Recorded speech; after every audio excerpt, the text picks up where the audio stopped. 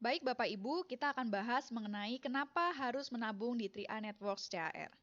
Sebelumnya, saya mau menjelaskan kalau di 3A Networks, kita menabung investasi dan diproteksi. Di mana sama seperti perusahaan asuransi lainnya, di 3A CAR juga ada yang namanya biaya akuisisi atau biaya pengelolaan. Pertanyaannya sebelum Anda join di 3A Networks CAR ini, Anda rela nggak bayar biaya akuisisi 4,4 juta? Nah, 4,4 juta ini mahal atau murah?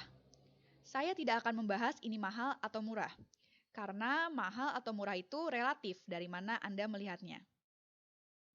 Sekarang kita lihat dari sudut pandang nilai dan manfaatnya yang kita dapatkan. Uang kita 4,4 juta yang dipotong sebagai biaya akuisisi selama 5 tahun ini akan digunakan sebagai biaya pengelolaan uang kita sampai usia 74 tahun. Saya ambil contoh, andai di antara kita ada orang yang mulai menabung pada usia 30 tahun. Berarti uang orang tersebut akan dikelola oleh perusahaan CHR dari usia 30 tahun sampai orang tersebut berusia 74 tahun. Jadi, uang orang tersebut akan dikelola selama 44 tahun. Apabila orang yang menabungnya lebih muda, contoh Anda adalah orang tua yang menabungkannya untuk anak Anda yang berusia 5 tahun, berarti biaya akuisisi tersebut akan digunakan untuk mengelola uang anak Anda dari usia 5 tahun sampai 74 tahun, yakni selama 69 tahun. Anak Anda hanya membayar biaya akuisisi selama 5 tahun saja sebesar 4,4 juta. Itu murah banget. Tetapi memang kita bayar biaya akuisisinya di 5 tahun pertama. Kenapa? Ya, karena perusahaan juga perlu untuk hidup, untuk operasional perusahaan, untuk bayar gaji karyawan, sewa gedung, dan lain sebagainya.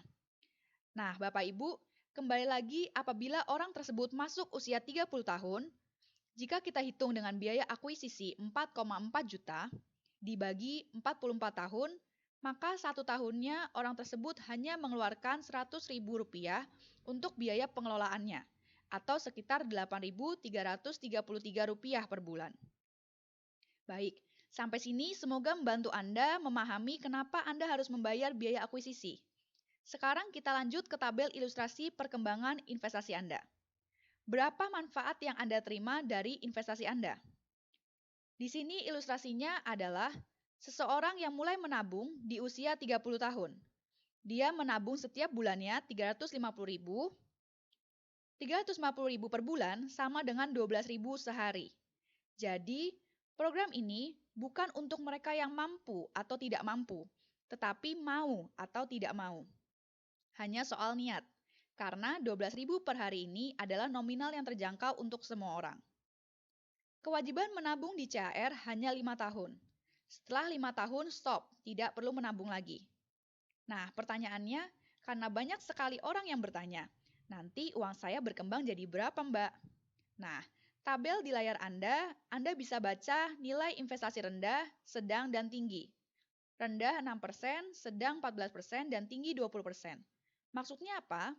Saya mau tegaskan lagi kepada Anda, nilai rendah 6%, sedang 14%, dan tinggi 20% di sini bukanlah bunga, tetapi asumsi perkiraan perkembangan dari nilai investasi Anda. Dan nilai ini juga tergantung dari niat Anda berinvestasi di CHR. Jika Anda berniat hanya untuk berinvestasi jangka pendek, kira-kira di bawah 5 tahun, maka Anda bisa asumsikan perkembangan tabungan Anda dengan nilai rendah saja. Kenapa? Karena uang Anda belum dikembangkan secara maksimal. Apabila Anda berniat untuk berinvestasi jangka sedang, kira-kira 6-10 tahun, Anda bisa asumsikan dengan nilai sedang.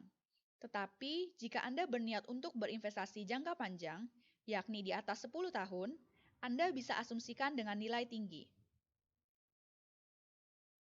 Saya tegaskan kembali kepada Anda bahwa angka-angka yang ada di layar Anda ini bukan angka yang fix, Bapak Ibu, karena investasi tidak pernah ada angka pasti. Tetapi tabel ini dibuat juga berdasarkan dua hal. Yang pertama, keahlian perusahaan, dan yang kedua, track record perusahaan selama ini. Mari kita lihat. Di sini seseorang memulai menabung 350.000 per bulan dari usia 30 tahun sampai 34 tahun. Selama 5 tahun saja. Kemudian stop. Di akhir tahun kelima, uang orang ini berkembang menjadi berapa? Nah, di layar Anda bisa kita lihat jika uangnya berkembang secara asumsi rendah. Seperti kita ingat tadi, modal uang kita 21 juta setelah dipotong biaya akuisisi 4,4 juta, sisanya 16 juta sekian. Itu adalah modal awal kita yang kemudian dikembangkan menjadi investasi.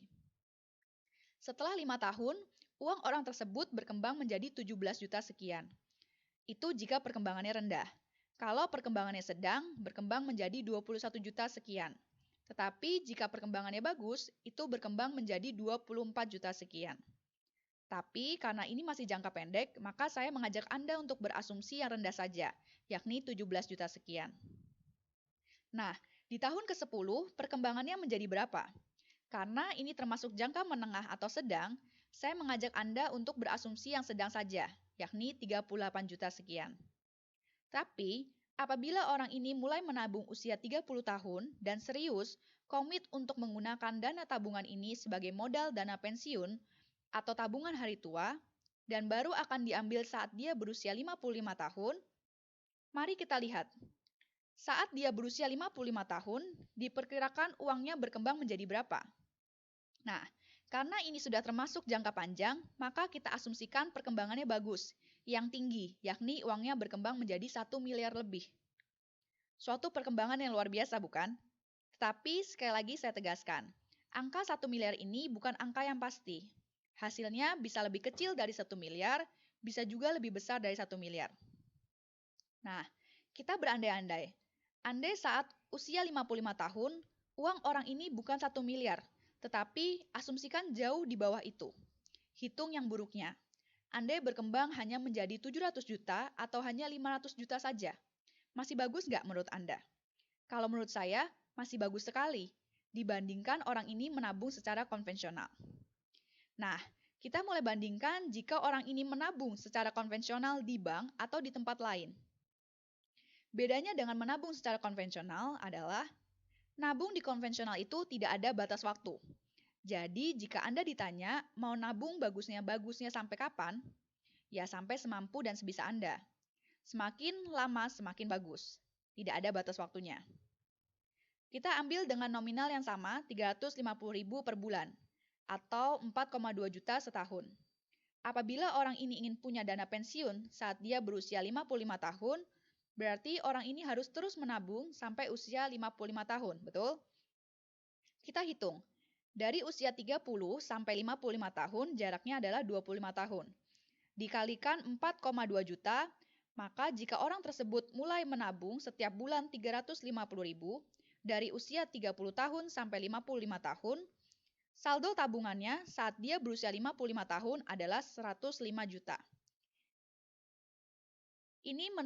Ini adalah saldo kalau dia menabung secara konvensional.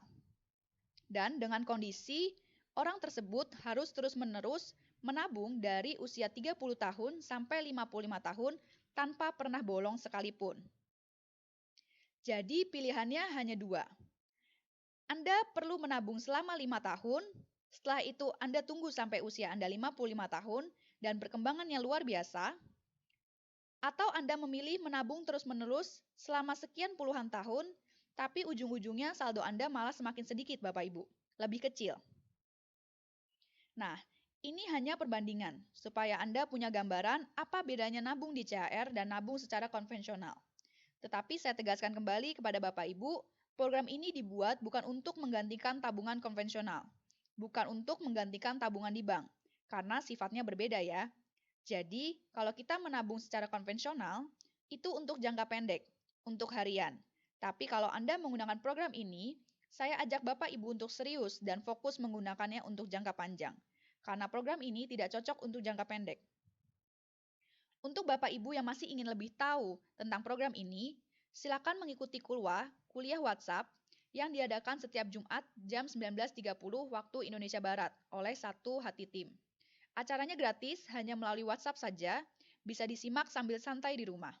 Caranya cukup hubungi orang yang mengirimkan video ini kepada Anda, karena orang tersebut punya akses untuk mendaftarkan Anda ke dalam kuliah. Semoga bermanfaat dan salam sukses Satu Hati.